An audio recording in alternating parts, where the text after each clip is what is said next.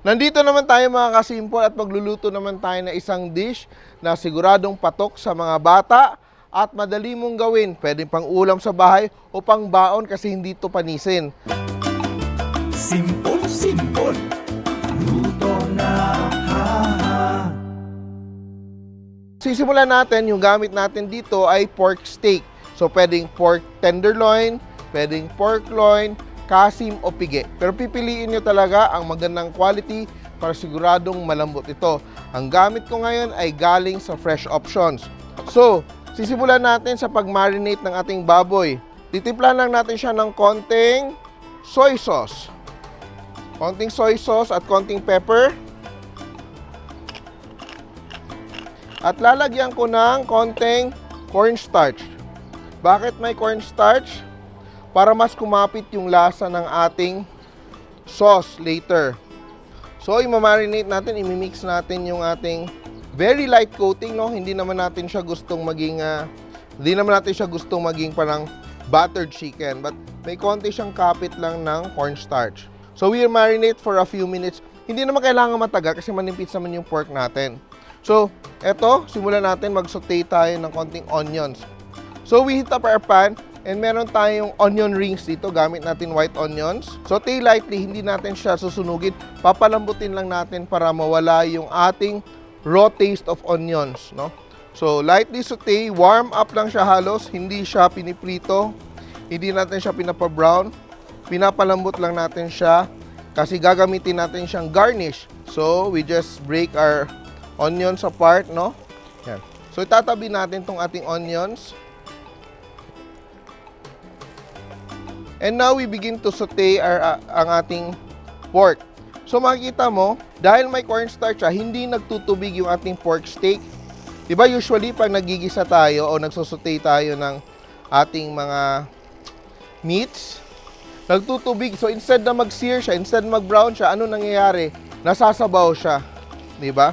So, it stews instead of fries or sears dahil sa moisture ng ating meat. So, nakikita na nagba-brown. So, important yung browning ng ating meat to add more flavor. So, yun talaga siya nagbibigay ng linamnam kahit hindi ka mag-add ng sobrang daming seasoning.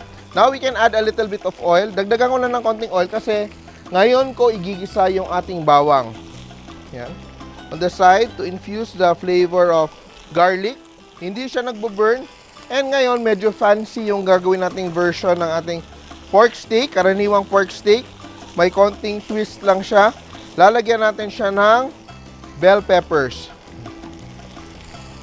So while that's sauteing, gagawin natin yung ating sauce. So very simple yung ating sauce. We have soy sauce, regular soy sauce lang yung gamit natin. Lalagyan natin ng konting oyster sauce para may linamnam. Just a tablespoon of oyster sauce. Diba pag pork steak gusto natin may alat, tamis.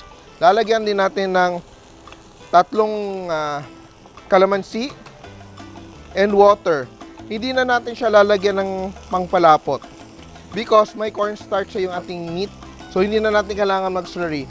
So, now what we do, we just drizzle our sauce over. No? Drizzle our sauce over. Yan. And let it simmer para ma-cook through yung ating pork. So, magtitiken siya kasi may cornstarch sa yung ating pork, di ba? May body na ating sauce dahil sa cornstarch kanina without adding any slurry. We let it cook para ma-infuse yung flavors ng ating bell peppers and garlic sa ating sauce. So, meron lang ako ditong konting fries, patatas sa prinito ko. Kung gusto mo, pwede mong lagyan ng patatas sa dito diretso. So, it becomes part of the dish. Pero yung ginawa ko, prinito ko separately yung ating patatas para magkaroon ng textural element yung ating dish. So, very easily, we're ready to plate. Transfer the pieces of pork to the plate.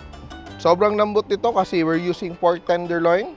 Hindi malabnaw yung sauce natin, you look. And now, yung ginawa nating onion rings, ilalagay na natin siya on top as garnish. Yan.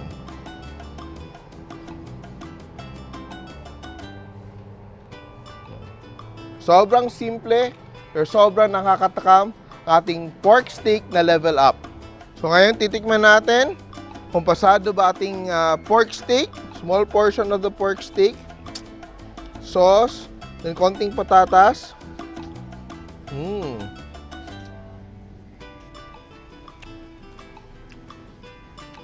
Perfect na perfect. Kanin na lang kulang. Pero carbs naman tong patatas.